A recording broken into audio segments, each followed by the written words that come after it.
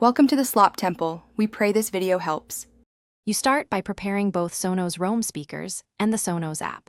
Open Sonos S2, make sure each Roam appears in the rooms list. Once done, confirm both devices are online and updated. This avoids hidden pairing errors later. You won't be creating a stereo pair with Roams, so the objective is to group them for synchronized playback. Keep your phone on the same Wi-Fi and have physical access to each Roam in case you need to reboot one quickly. Now perform the actual connection. In Sonos S2, tap the room that represents your first Roam. Tap Group, then check the box for the second Roam so both rooms are selected.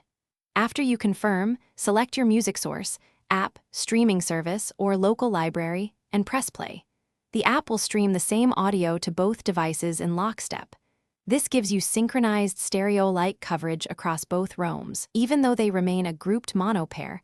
Rather than finish by checking volume and room linking, you can control group volume or adjust each Roam independently in the app. If audio drifts or one speaker drops, first stop playback, close Sonos S2, then reopen and rejoin the group. If the problem persists, reboot the problematic Roam by holding its power button, then re-add it to the group. Only perform a factory reset as a last resort. That will remove it from your system and require re-adding to Sonos S2, which usually clears stubborn issues. Thanks for watching. Consider subscribing if we helped you.